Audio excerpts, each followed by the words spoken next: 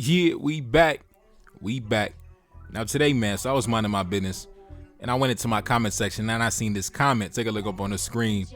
This brother came into my comment section. He said, great video. Now, it's time to do a video on Lupita, who's running around with a white man now. So, I don't keep up with the celebrity gossip too heavy. So I went on Google and I was like, wait, what? Lupita doing what? Now, keep in mind, I wouldn't really be surprised because everybody knows when it comes to Kenyan women, when it comes to women from Kenya, we already know how they get down. No offense to any women from Kenya that subscribe to my channel. I know I got a few women from Kenya that subscribe to the channel. But when it comes to Kenyan women, we already know what's up with them, bro. Like, it is what it is, bro. It is what it is. But let's get into it, man. I'm going to take the discussion in a different direction. I'm going to take it in a different direction than most people are going to talk about. Because you know how we do it on my channel, right? You know how we do it on my channel. But not wasting no time, let's get into it. Take a look up on the screen. This person said, the Kenyan Black Panther actress who said that, I definitely feel that my mandate on this earth is to expand our understanding of African identity, is now dating Canadian actor Joshua Jackson. Now, when I seen that quote, it just seemed so egregious to me that I had to verify if Lupita actually said that. And come to find out, yeah, she actually said that. So are we really surprised, brothers? Are we really surprised? Like I told you in the past, whenever you hear certain type of rhetoric, just understand, it's just rhetoric. It doesn't have any meaning for real. 9 times out of 10, the lifestyle never matches the words. So don't get caught up in what they say. Don't get caught up in what they say because what they say, it never really matches what they do, if you want to be honest. Now, let's continue. A while back, she had said, being able to use my platform to expand and diversify the African voice. I feel very passionate about that. It feels intentional and meaningful. She was drawn to the Queen of Catway, she said, because it was based on a true story, an uplifting story out of Africa. Lupita also reflected, not for the first time, on the significance of seeing dark-skinned women represented and celebrated as beautiful. Lupita talks about growing up in Nairobi, Kenya, and her desire to see more African narratives represented in Hollywood and beyond. I want to create opportunities for other people of color because I'm fortunate enough to have a platform to do that, she said. Now, listen, brothers. What I tell you about the women always talking about, we got to celebrate, our lovely African heritage and our ancestors. What I tell you about the women, bro? What I tell you about the women, bro? What I tell you about the women, man? We already know what time it is with them. 9 times out of 10. I don't want to generalize the entire population, but 9 times out of 10. And I say that because it's very rare that you're ever going to see a dark-skinned woman actually stand on business. And when I say stand on business, I'm talking about whenever you hear them talking about colorism and we gotta uplift and advocate for the dark skin and the dark-skinned women, just understand that same woman talking about colorism has no issue, has no objection to reproducing light-skinned, mixed-race, racially ambiguous children. Trust me, brother, trust me. The same woman talking about colorism and the dark-skinned woman, and I say this as a dark-skinned brother, that same woman has no issue reproducing mixed race, racially ambiguous children. I never seen a so-called colorism activist talking about, listen, I'm standing on business. I'm riding for the dark-skinned woman. I'm going to make dark-skinned children. I'm going to have a dark-skinned daughter. I'm going to be with a dark-skinned black man, and we're going to uplift our African heritage. I've never seen one stand on business. If you ask any of them their thoughts and opinions on interracial dating, I guarantee they're going to say, I'm open to it. I don't have anything against it. Listen, they gonna talk all that colorism, the skin tone, the light-skinned women, the mixed race women, and they gonna jump in bed and reproduce a mixed race woman. So listen, it is what it is, man. It is what it is. That's why I tell you, it's rhetoric, bro. It's rhetoric. Now, let's continue. Let's jump into the article by TMZ. Take a look up on the screen. Now, to be honest, I'm not gonna read the article from TMZ. You can read it yourself. I'm not gonna waste time with that. But what I am gonna talk about, like I told you, I'm gonna take the conversation in a different direction.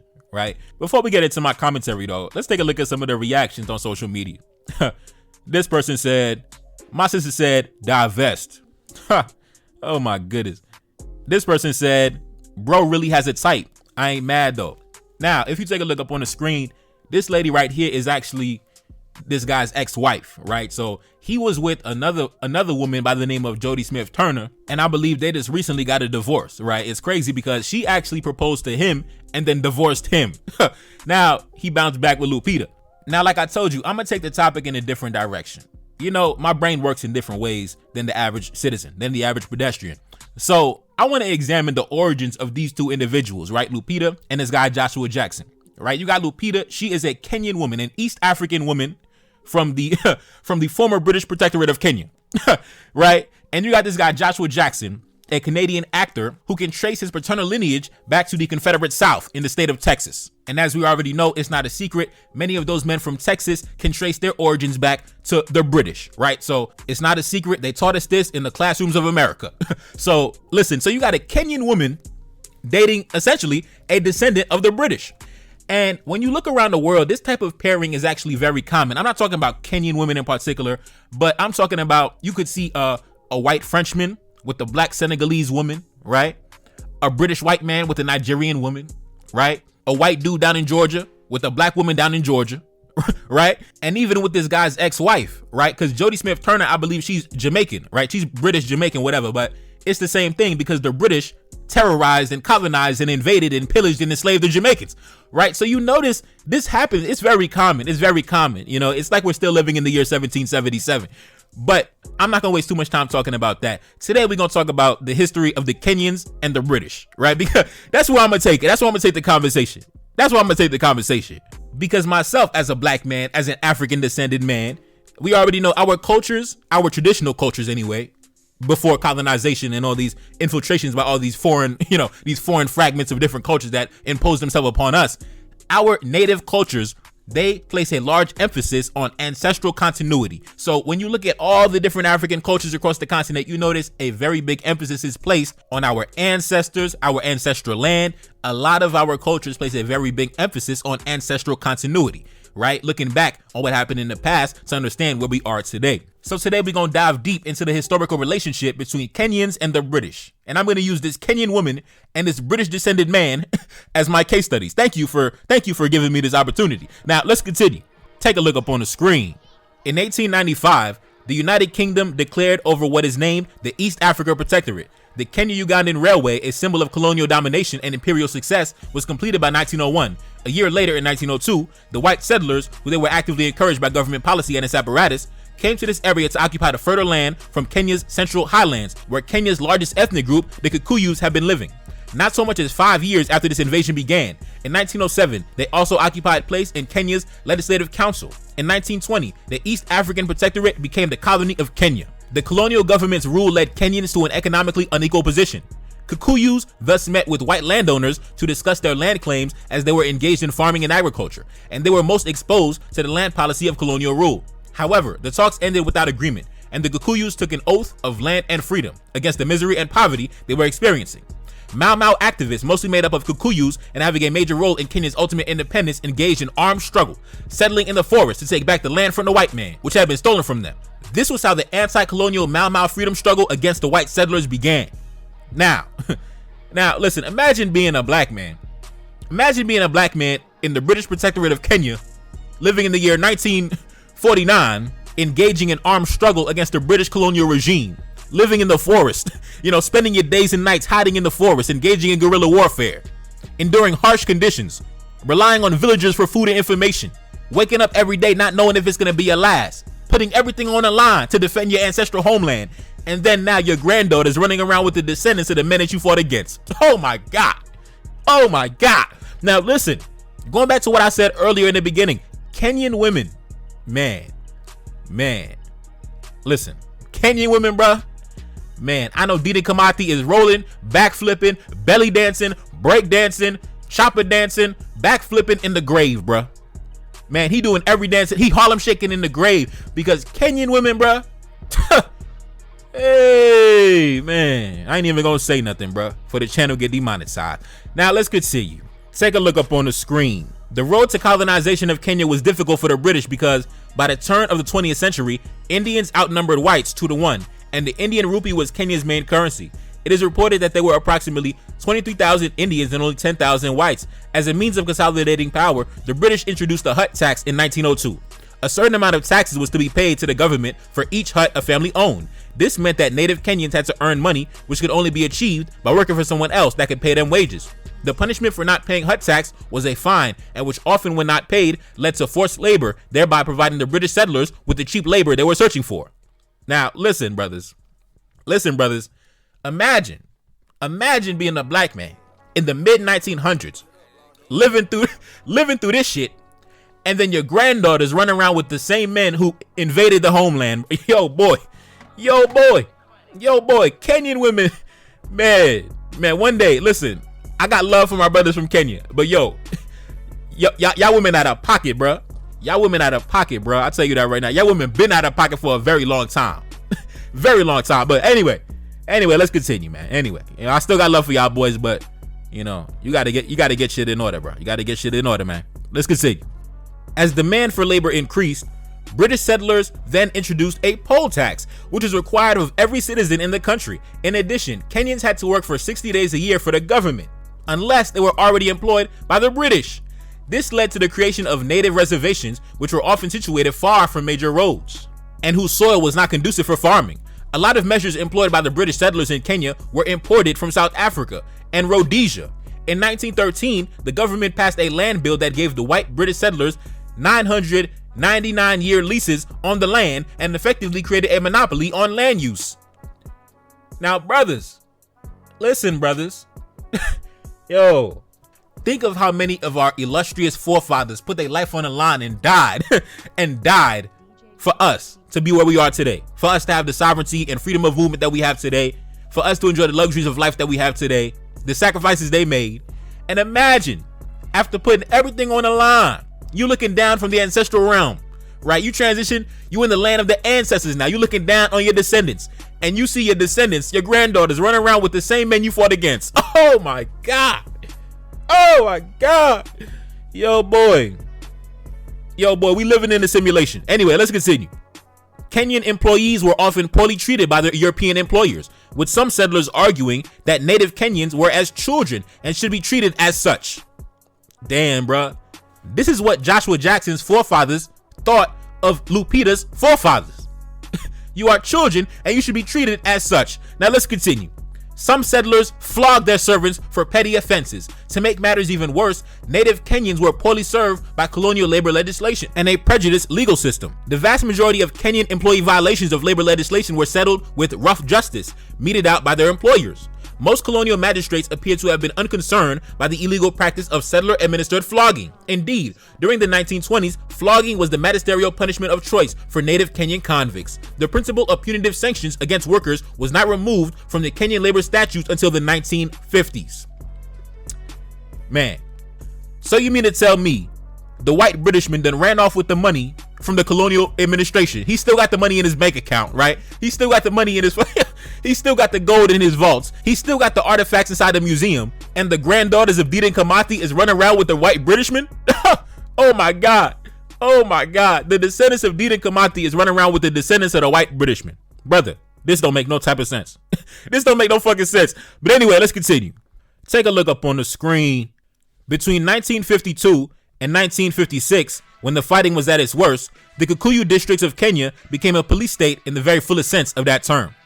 Philip Mitchell retired as Kenya's governor in summer of 1952, having turned a blind eye to Mau Mau's increasing activity.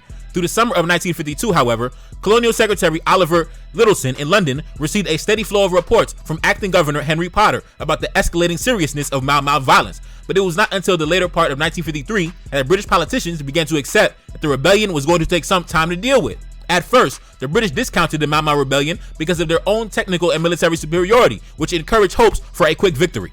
Aside from military operations against Mau Mau fighters in the forest, the British attempt to defeat the movement broadly came in two stages. The first, relatively limited in scope, came during the period in which they had still failed to accept the seriousness of the revolt. The second came afterwards. During the first stage, the British tried to decapitate the movement by declaring a state of emergency before arresting 180 Mau Mau leaders and subjecting 6 of them to a show trial. The second stage began in earnest in 1954 when they undertook a series of major economic, military, and penal initiatives. The second stage had 3 main planks: a large military sweep of Nairobi, leading to the internment of tens of thousands of the city's suspected Mau Mau members and sympathizers, the enacting of major agrarian reform, and the institution of a vast villagization program for more than 1 million rural Kikuyus. And in 2012, the UK government accepted that prisoners had suffered torture and ill treatment at the hands of the colonial administration. Now, like I said, imagine being a black man living through this shit.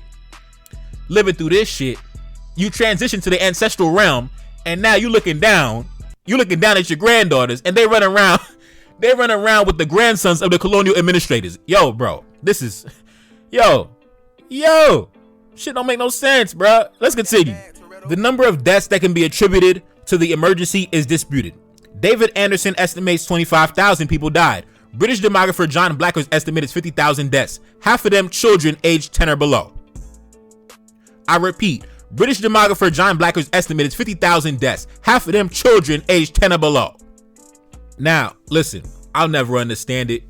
I feel the same way when I see a white Frenchman with a Senegalese woman, or it could be a lady from the Ivory Coast, or whenever I see a Nigerian woman with a white Britishman, or whenever I see, a Ghanaian woman with a white Britishman, or whenever I see a Haitian woman with a French descendant, which I don't really see very often where I am, but I know up in Canada, I believe that happens, more often than where I am right now. It never made no sense to me, bro. It never made no sense to me. I don't know how y'all sleep at night. I don't know how y'all sleep comfortably at night. It is what it is. It is what it is. Like I say, one thing I always say, especially take, for example, what's going on in Palestine right now, right? You're not really going to see a Palestinian woman, running around with the Israelis. You're never going to see a Jewish woman trying to run around with the grandsons of the Nazis. You're never really going to see these type of relations. But when it comes to our people, when it comes to black folk, when it comes to our people, you always see these type of like relationships. Like I don't get it, bro. I don't get it. I really don't get it, man. I don't get it. I know for a fact our forefathers are looking down like, damn, bro. We took all them bullets for no reason. God damn. You know what I'm saying? We took all them bullets for no reason. We was dodging bullets and dodging. We was hiding in the forest. You know what I'm saying? We was starving for days, man. We had no water. We was suffering. Our comrades was dying. And now look at our granddaughters. Yo, I know the ancestors looking down, just looking down in shame like, damn, bruh. Went through that shit for no reason. Anyway, let's continue. Before we get out of here, I want to spin the block on Jody Smith Turner, because I want to talk about these type of relations, because we talk about Lupita and this dude, right? The British relationship with the Kenyans, right? You got a descendant of the British right here in Joshua Jackson, and you got a descendant of the Kenyans in Lupita Nyong'o. And then in this relationship right here, you had Jody Smith Turner, a descendant of the Africans on the island of Jamaica, when she was married to Joshua Jackson, like I told you, a descendant of the British, invaders, right? And the British had the Jamaicans under the yoke of enslavement for, I believe, like 180 years, like damn near 200 years. So the British, like I said, they still got the money in their bank account still to this day. The British still got the money in their vault still to this day. The money they made from slavery in Jamaica, they still got the money in the vault. They still got the money made from colonizing Nigeria, from colonizing Ghana, from colonizing Kenya. They still got all that money still in the vault. They still got all the artifacts still in the museum, right? So, I don't get it, bro. I don't get it. That's all I can say. I don't get it. I had a very long day. I'm tired. I don't got much commentary to add. I just say I don't get it. I wanted to touch on this topic because the brother came into the comment section. He told me to touch on the topic, but the only thing I can say is I don't get it. I don't get it, and I'm comfortable in admitting that I don't get it. It is what it is, bro. When a woman talks to me about colorism and we gotta uplift the dark skin, I already know that shit is rhetoric. I know that shit is rhetoric. I don't pay attention to none of that shit, and that goes back to what I say. I said it in multiple videos. Stop getting caught up in the physical appearance. Stop getting caught up in the phenotype. Y'all boys be thinking, the darker the better, the darker the better. And listen, I don't discriminate against phenotype, complexion, whatever, because I'm all about the mindset, the mind state, right? So if you put two women in front of me, right? One is jet black, dark as night, beautiful, right? Another one, not as black, right? Might be just caramel complexion, might be, she might be an Igbo woman, might be on the lighter complected side. But if she got the mindset that is gonna bring honor and veneration to our forefathers and our ancestors, I'm gonna align myself with that woman before I align myself with the dark skinned woman talking about colorism and African tradition and all this shit, and she run around with the British colonialists and shit like that. Like, bruh, stop it, bruh. Stop it. I don't get caught up in the phenotype, man. I get caught up in the mindset, bruh. I get caught up in the mindset of the woman, the mentality of the woman, bruh. The mentality of the woman. Because I try to live my life in a way possible that brings honor and respect and dignity to our forefathers and our foremothers. And I only deal with women who operate in the same way. So I don't get caught up in the colorism conversation. That shit is bullshit. All the women talking about colorism probably gonna have mixed race daughters any goddamn way. So anyways, man, it's your boy Nevercard, that's Celine, back in the building. Yes, indeed. Cash App up on the screen, and I'm gone. Peace. Reincarnated, I'm back in original fashion. I left on a horse and came back in the ass, and I left with abundance and came back to famine. We used to be pyramids, now we be rapping. Look how the mighty have fallen. Used to be running, now we be walking. When you be cooning, that's when they applauded. Selling your soul, your sons and your daughter. Gotta come up in this shit, they stuck in the mix. Really, my heart it be breaking. That's why I'm stacking that paper and handle my business. Pass it down in generation. Talking about money and power and building a nation. That's a deadly combination. Never be watching the TV, they pushing agendas, falsifying information. Know they got malice intentions. Step in the room and I'm feeling the tension. Enemy watching, he blocking my vision. Paying for the check cause I need my redemption. Building my kingdom, I need it protected. Ready for war like a young Money Congo. Never decided the team is the motto. Up in the crib and I'm whipping up waffles. Up in the crib and I'm smoking gelato. I'm chilling, I'm taking my pain and make it ambition. I'm blessed by the gods, but I ain't religious. I came for the power, they came for the bitch. They making no hourly wage, I got business. This shit is an art, and they could never be taught. Selling my soul, I can never be bought. Play with my money, I see you ain't caught. Run to the check and I do it for sport. Babylon falling, I go to the source. Packing my luggage and go overseas. Shorty be with me and she so elite. Shorty be chocolate, I'm calling her Hershey. Secret intelligence probably gon' murk me. Don't fuck with friends, cause nigga I'm Haitian. Say the wrong shit and you're smacking their faces.